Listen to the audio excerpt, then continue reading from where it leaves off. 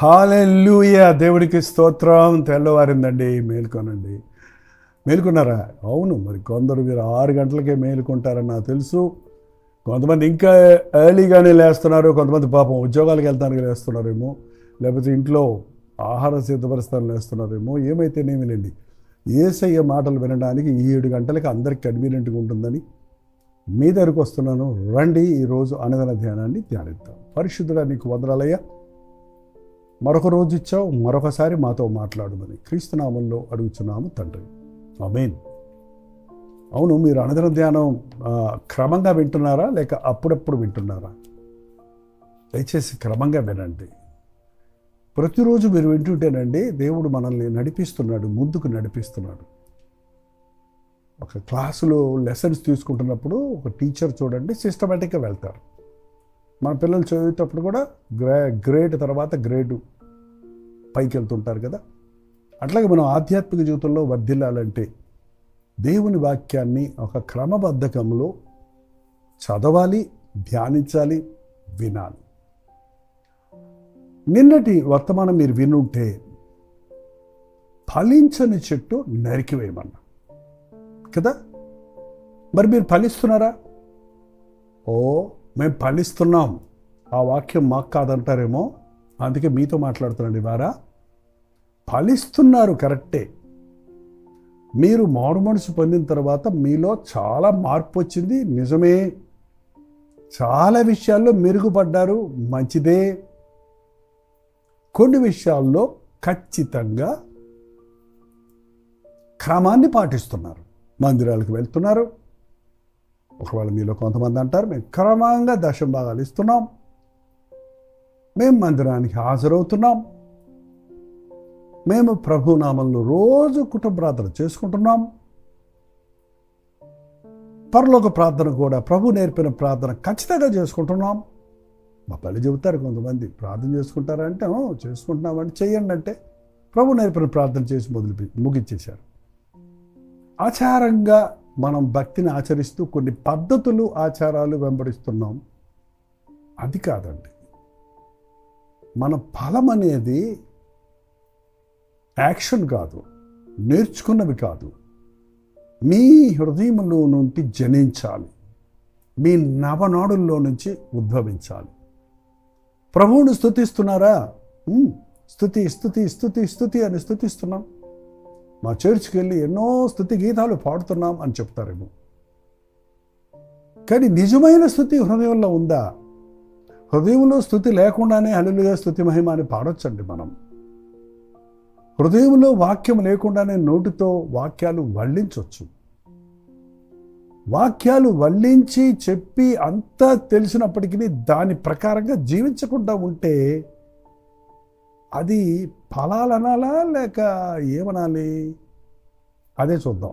యెషయా గ్రంథం 5వ అధ్యాయంలో చూస్తే, నా ప్రియుడి గురించి పాడెదను వినుడి, అతని ద్రాక్ష తోట నాకు ఇష్టడైన వాడి గురించి పాడెదను వినుడి. సత్తు భూమి గల కొండ మీద నా ప్రియునికి ఒక ద్రాక్ష తోట ఉండను. ఆయన దాన్ని బాగుగా తవ్వి రాళ్లను ఏరి అందులో శ్రేష్టమైన ద్రాక్ష తీగలను నాటించను. దాని మధ్యను బురుజు ఒకటి వేయించి ద్రాక్ష తొట్టిని తొలపించను. ద్రాక్ష పండ్లు ఫలించవలనని ఎదురు చూచుండను కానీ, ఏంటండి, ఒక సత్తువ గల భూమి మీద ఒక చక్కటి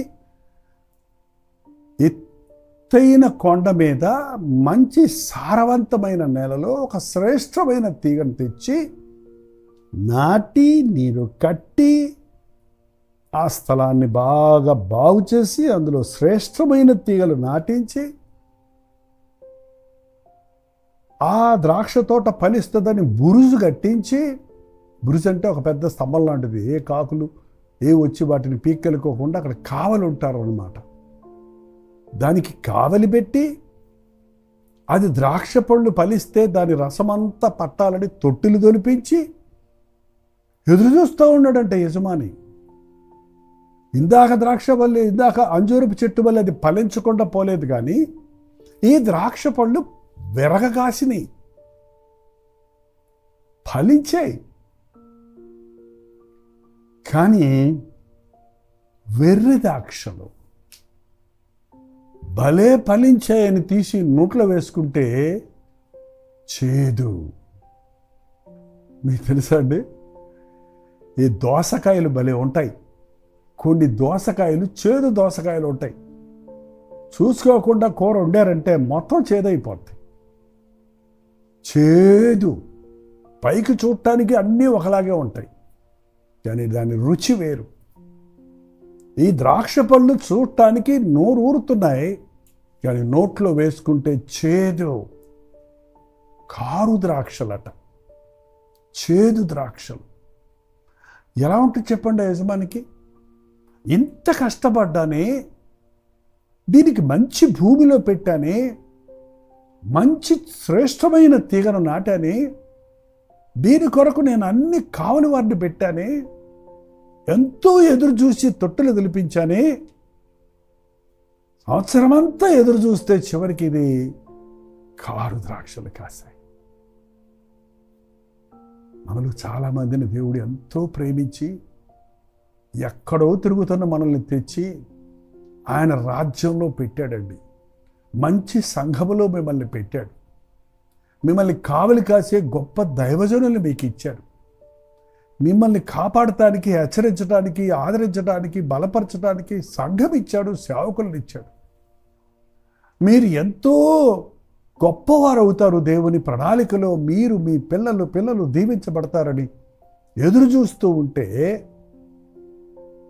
మంచి సంఘానికి వెళ్తున్నానని చెప్పుకుంటున్నాం, మా పాస్టర్ గారు గొప్ప దైవజనులని చెప్పుకుంటున్నాం, పాస్టర్ గారు ప్రార్థన చేశాకే మాకు ఈ ఆశీర్వాదాలు కలిగాయని చెప్తున్నాం, వాక్యం విన్నాకే, బాప్తిసం పొందాకే నేను ఈ స్థాయికి వచ్చానని సాక్ష్యాలు ఇస్తున్నాం.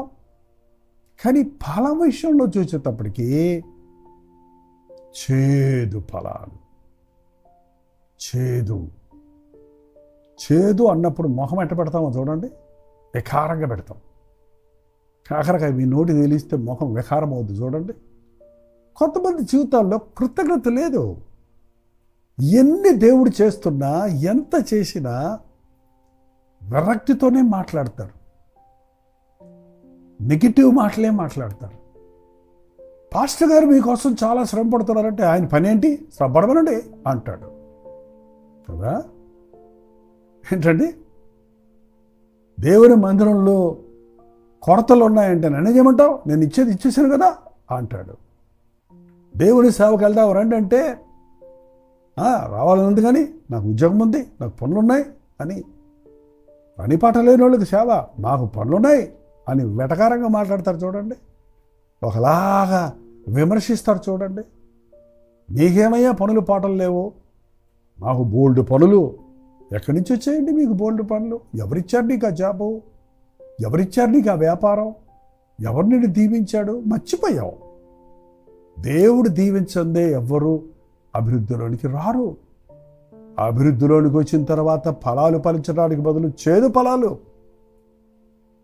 డబ్బులు ఇవ్వటం ఎవరికి కావాలండి? డబ్బులు ఎవడన్నా ఇస్తాడు. సేవ కావాలి యేసయ్యకు, నీ ప్రేమ కావాలి యేసయ్యకు.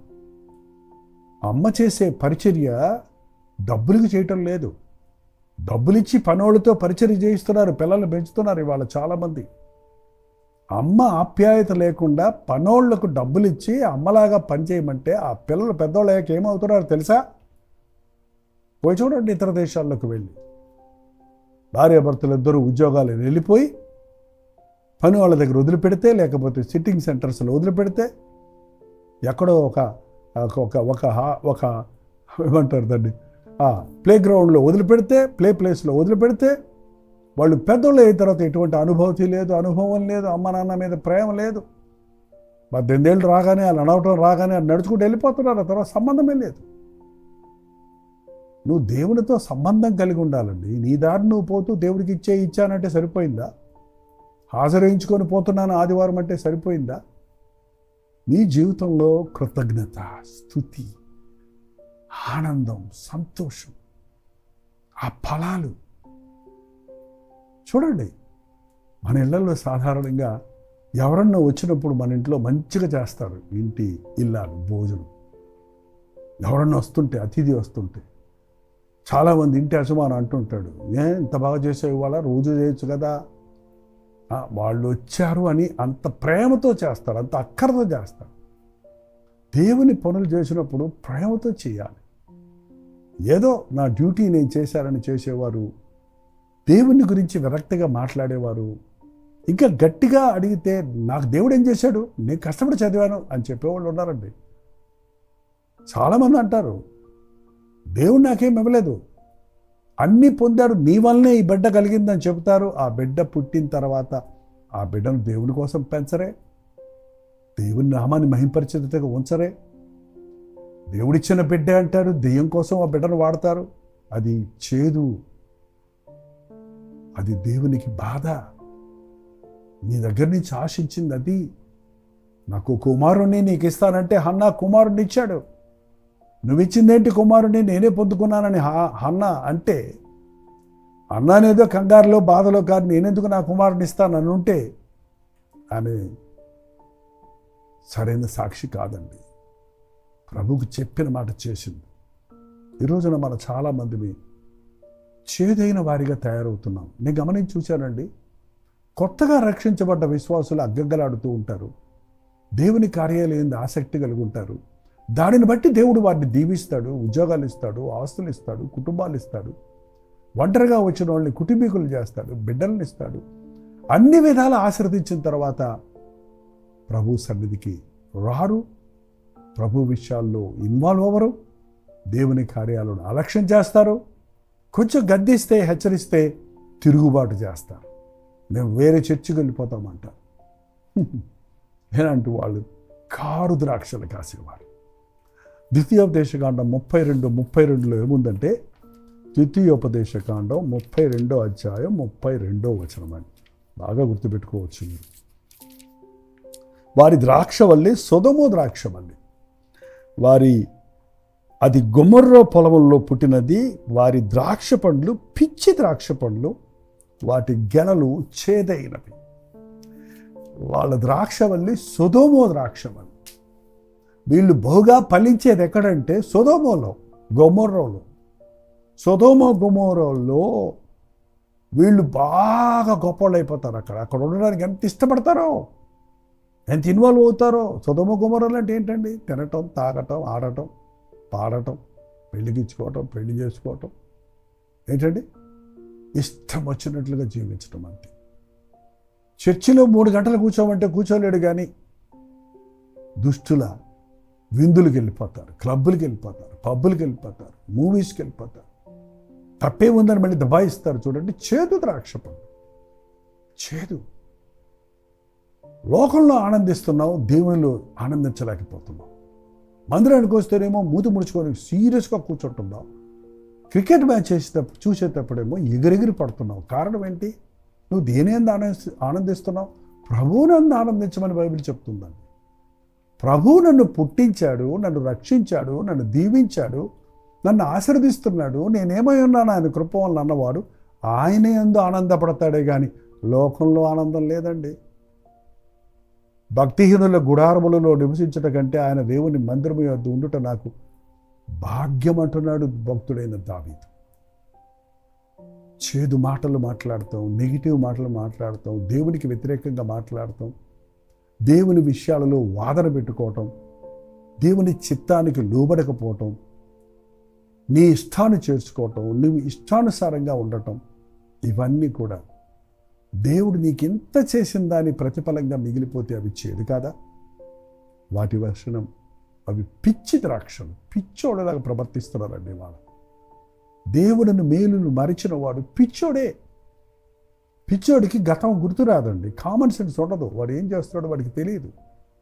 ఇవాళ చాలామంది ఒకప్పుడు మంచి విశ్వాసులుగా ఉన్నవారు అసలు ఆ పదములోనే లేకుండా అవిశ్వాసుల కంటే చెడ్డ స్థితిలో దిగజారిపోతున్నారు.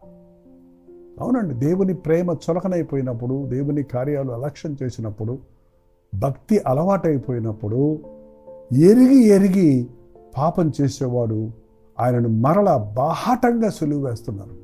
అటు వారిని మంచి దారికి తీసుకురావటం అసాధ్యం అని బైబిల్ చెప్తుంది. దయచేసి అటువంటి స్థితికి దిగజారిపోవద్దు. దేవుని కంటే మీరు దేనినైనా ఎక్కువ ప్రేమిస్తున్నారంటే మీలో క్రీస్తును ప్రేమించే ఫలం లేదండి. మీరు లోకంలో ఉన్నవన్నీ ఆశిస్తూ ప్రభు సన్నిధిని కోరని వారిగా ఉన్నారంటే మీలో ఆత్మఫలమని ఆశా నిగ్రహం లేదని దబ్బాష ఈరోజు మనిషిని పట్టి దేవునికి దూరం చేస్తుంది. లోకంలో మనుషుల మన్ననలు పొందాలి, మనుషుల ముందు గొప్పగా కనపడాలి, మనుషుల మెప్పులు పొందాలని ఆశపడేవాడు చేదు ఫలాలు ఫలించేవాడితో సమానం. ఆలోచించండి. దేవునిని ప్రేమిస్తున్నావా? దేవుని అంత ఒక్క వరం అడిగి తిని దానినే వెతుకుచున్నాను. దావీదు అంటున్నాడు, ఆయన సన్నిధిలో కూర్చొని ఆయన ప్రసన్నతో చూడాలని, నా జీవితకాలం అంతా ఆయన ఆలయంలో ఉండాలని. దేవుడిని ప్రేమించేవారు కృతజ్ఞతతో ఉంటారు, విరిగి నలిగిన హృదయంతో ఉంటారు. నీ హృదయంలో నుండి విలిగి నలిగిన స్థితి దేవునికి ఇంపైన ధూపంగా ఉంటుంది.